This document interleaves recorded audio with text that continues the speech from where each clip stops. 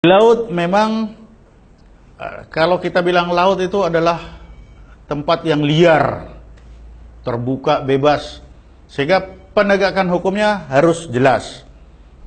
Khusus di laut, itu sudah ada diatur oleh UNCLOS, United Nations Convention on the Law of the Sea. Di situ ada istilahnya innocent passage atau pelayaran damai. Di situ diatur bahwa kapal yang berlayar dari pelabuhan ke pelabuhan itu tidak boleh diganggu di jalan. Ketika dia berangkat dari pelabuhan A sampai pelabuhan B, dia hanya boleh diperiksa ketika ada di pelabuhan. Tetapi dalam pelayaran ini tidak boleh diganggu sampai di pelabuhan tujuan. Nanti di pelabuhan tujuan baru dia diperiksa. Di pelabuhan yang berangkatan diperiksa. Selama di pelayaran dia diawasi oleh namanya, kalau bahasa Indonesia itu KPLP, Kesatuan Penjaga Laut dan Pantai. Itu diatur dalam Undang-Undang 17. Tetapi kalau di dunia, IMO, International Maritime Organization, mengatur semua kapal-kapal yang berlayar ini diawasi oleh yang namanya Coast Guard. Itu sudah tuntutan IMO. Yang perlu diingat apa? Bahwa kapal yang berlayar itu adalah sebuah negara.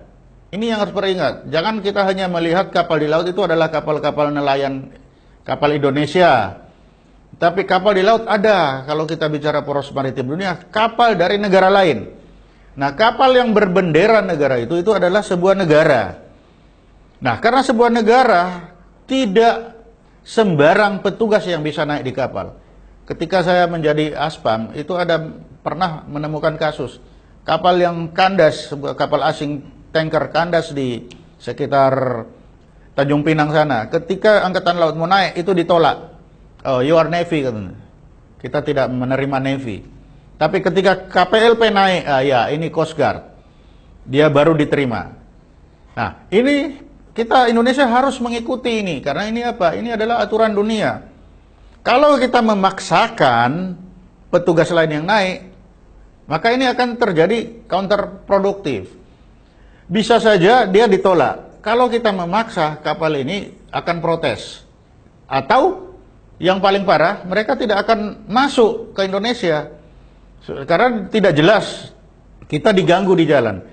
Kita harus ingat bahwa kapal-kapal niaga ini sangat rigid terhadap waktu.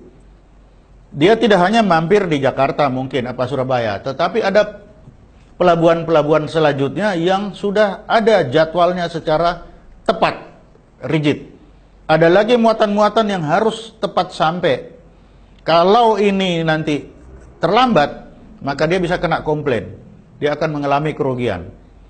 Nah, untuk itulah maka penegakan hukum di laut ini harus jelas.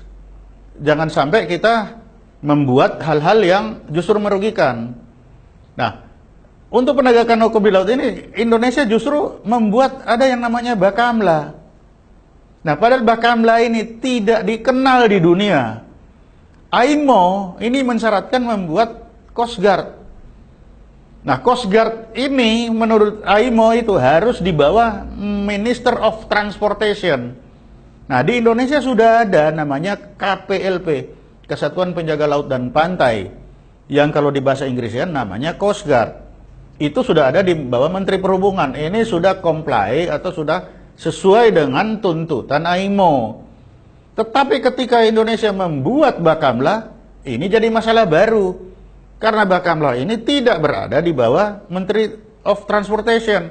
Terus ini apa lagi ini?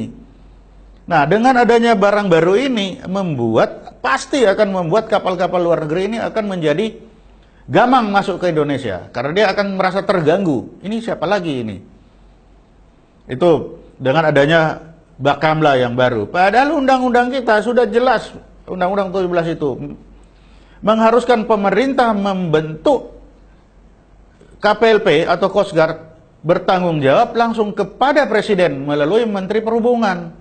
Itu sudah ada, tapi sampai hari ini yang namanya KPLP itu tidak dibentuk, malah membentuk Bakamla yang bukan merupakan tuntutan dari IMO. Nah, kalau seperti ini, ya bagaimana poros maritim dunia bisa tercapai? Sudah sangat mungkin, kapal, jangan lupa, ini kapal niaga yang tidak bisa diperintah oleh pemerintah betul-betul sangat tergantung kepada perusahaan swasta. Nah, si perusahaan ini sangat tergantung kepada untung rugi.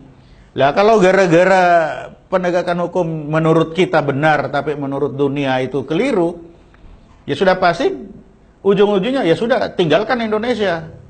Nggak usah masuk perairan Indonesia. Dengan demikian akan gagal semua program pemerintah tentang poros maritim dunia ini, hanya gara-gara kita ingin membangun penegakan hukum menurut kita. Padahal penegakan hukum ini tidak harus hanya menurut Indonesia. Kalau kita menuju dunia juga harus menurut dunia. Nah, khusus angkutan laut pelayaran ini di dunia diatur oleh IMO. Jadi ada standar-standar IMO yang harus dipenuhi. Sebagai contoh misalkan salah satunya adalah pelabuhan. Pelabuhan itu harus memenuhi yang namanya ISPS Code, International Ship and Port Security Code. Saya dulu pernah menjadi salah satu orang yang menandatangani bahwa pelabuhan itu sudah memenuhi syarat atau tidak. Kalau pelabuhan itu tidak memenuhi syarat, maka jangan harap kapal-kapal itu masuk. Nah, salah satu persyaratan itu adalah penegakan hukum itu tadi. Kalau penegakan hukum ini tidak jelas, tidak dikenal, tidak sesuai dengan IMO, maka ini menjadi alasan bagi mereka untuk tidak masuk ke Indonesia.